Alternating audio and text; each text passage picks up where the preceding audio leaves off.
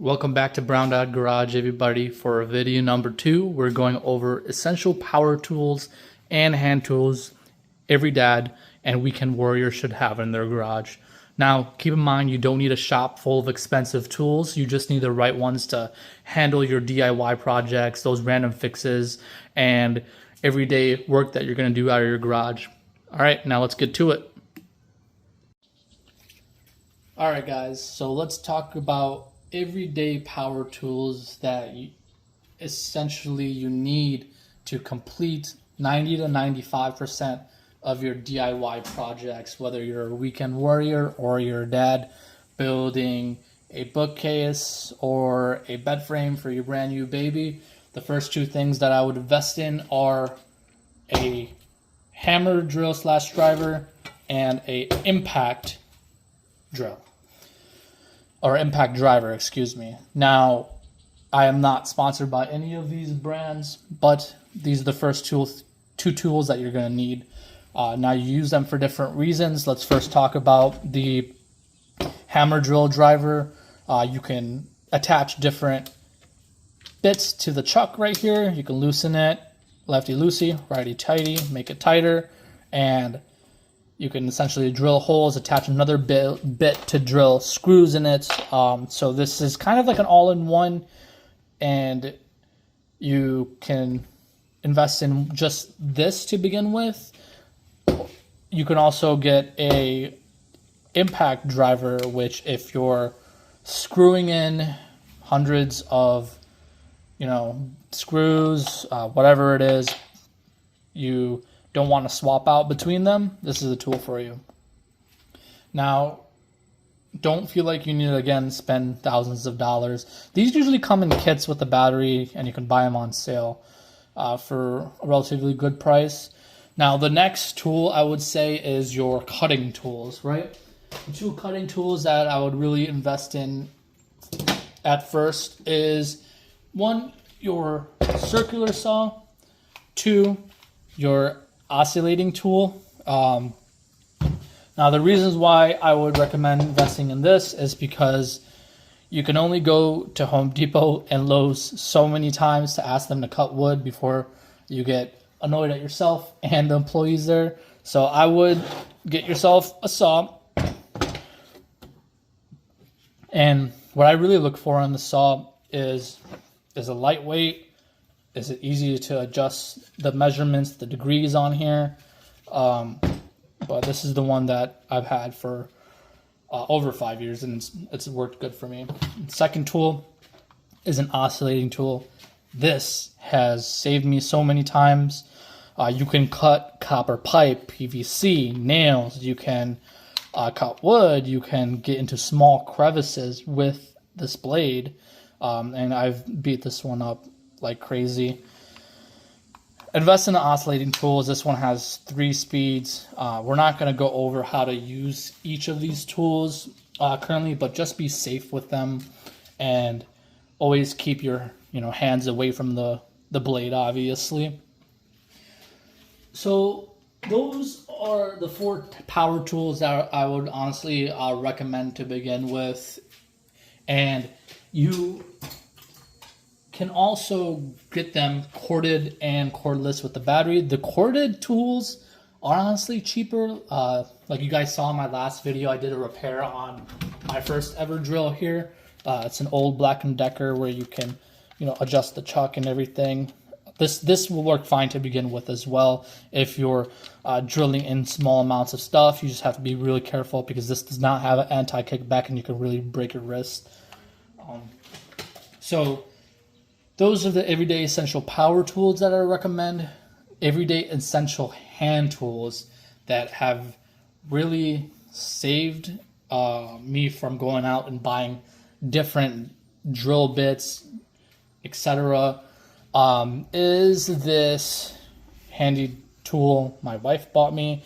This is essentially a Klein toolbox, but it has not hundreds, but a lot of little bits in it.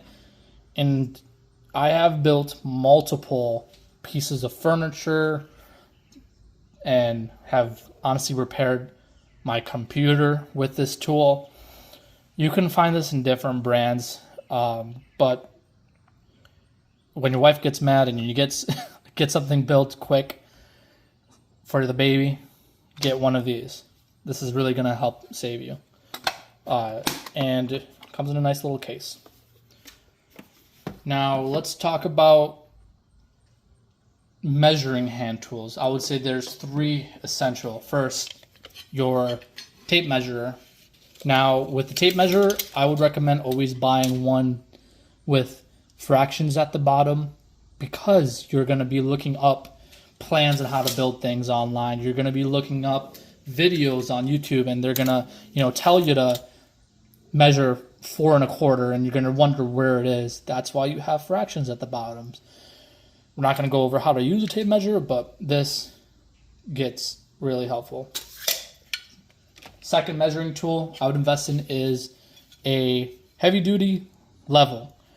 This is metal because I drop it all the time, and sometimes the plastic ones break, but it has little measuring marks at the bottom, has 2 magnets at the top and bottom, and this is really helpful, especially when you're putting up picture frames, shelving, etc. They come in all different sizes. You can find them anywhere, and honestly, you don't need to go buy the best brand out there, the most expensive brand.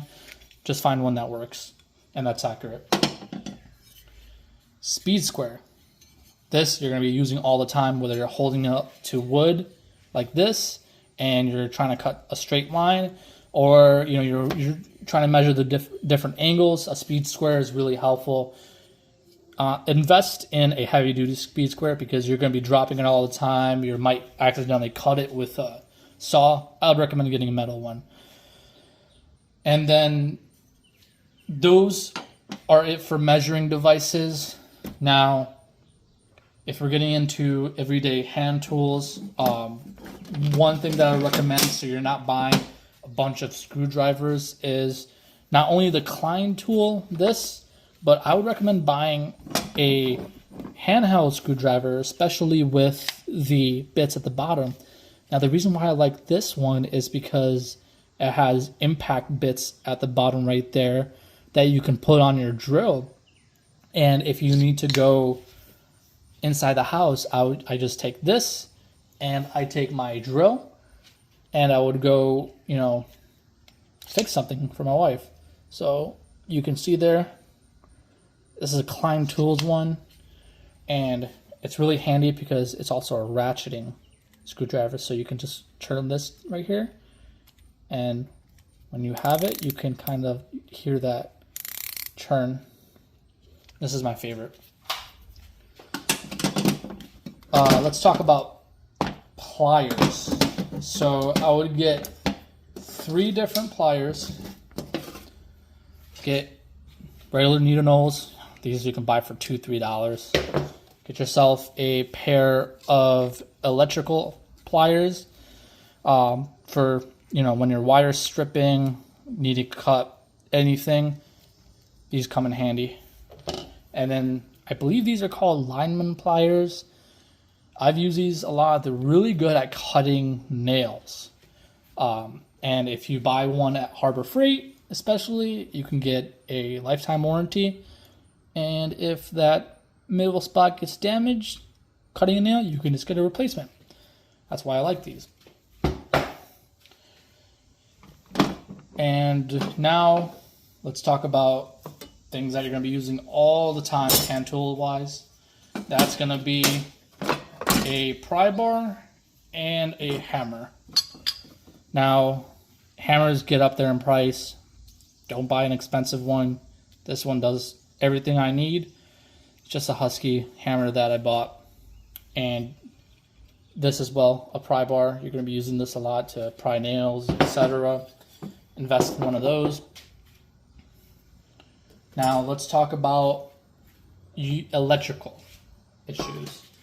So getting started, you might be afraid of diagnosing electrical issues, but I would heavily invest in a multimeter.